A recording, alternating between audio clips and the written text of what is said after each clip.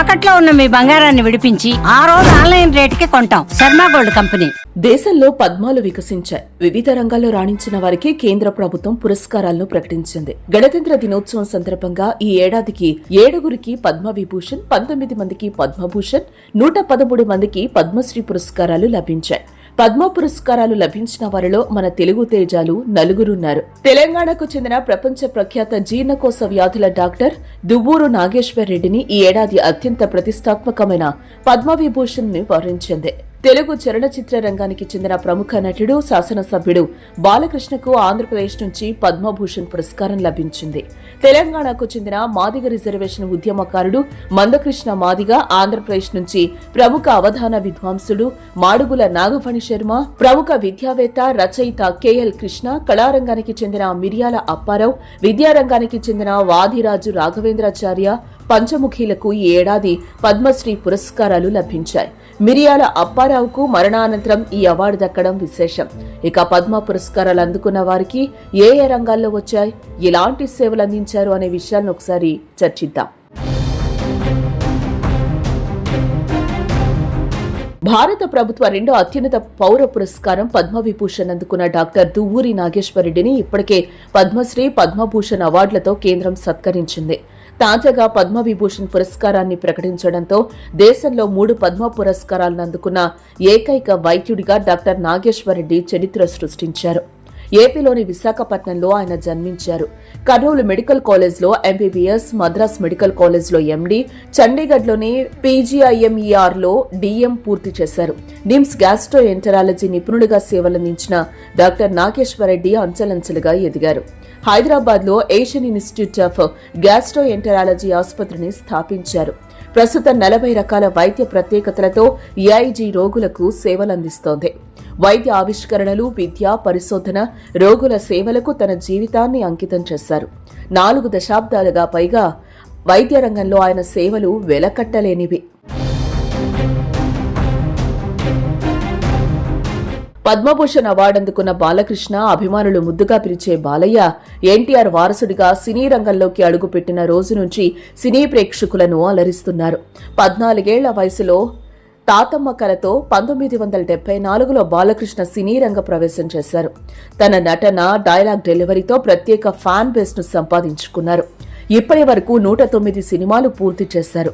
సినిమాలతో పాటు రాజకీయాల్లోనూ రాణిస్తున్నారు. హిందూపురం ఎమ్మెల్యేగా 3 సార్లు ఎన్నికయ్యారు. బసవతారకం ఆసుపత్రి చైర్మన్ గా పేద క్యాన్సర్ రోగులకు సేవలందిస్తున్నారు. ఆయన సేవలను గుర్తించిన కేంద్రం కళల రంగంలో పద్మభూషణ్ పురస్కారాన్ని ప్రకటించింది. పద్మశ్రీ అవార్డుల్లో ఒకరైన మందకృష్ణ వరంగల్ జిల్లా హంటర్ రోడ్డు సాయంపేటకు చెందినవారు. ఉమ్మడి ఆంధ్రప్రదేశ్లో మాదిగ రిజర్వేషన్ పోరాట సమితిని ఏర్పాటు చేశారు. 1994లో ప్రకాశం జిల్లాలోని చిన్న గ్రామం ఈదుమూడి నుంచి 20 మంది యువకులతో మాదిగ దండోరా అంటూ పోరాటం సాగించారు. ఎస్సీ వర్గీకరణ జరగాలని సుదీర్ఘకాలం ఉద్యమం చేశారు. ఆయన చేసిన పోరాట ఫలితం ఎస్సీ వరకు కేంద్ర, రాష్ట్ర ప్రభుత్వాలు అంగీకరించారు. ఇటీవల ప్రధాని మోదీ కూడా గ్రీన్ సిగ్నల్ ఇచ్చారు. త్వరలో ఎస్సీ వర్గీకరణ జరిగే అవకాశం ఉంది. ఆయన చేసిన సేవలకు గాను కేంద్రం పద్మశ్రీ అవార్డును అందించింది.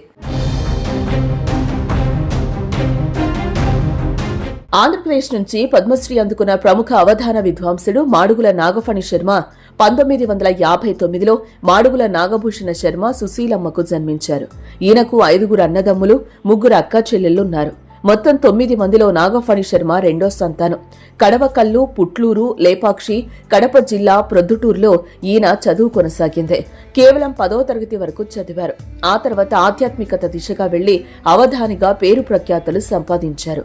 ఇప్పుడు పద్మశ్రీ అవార్డు దక్కడంతో ఆనందం వ్యక్తం చేస్తున్నారు.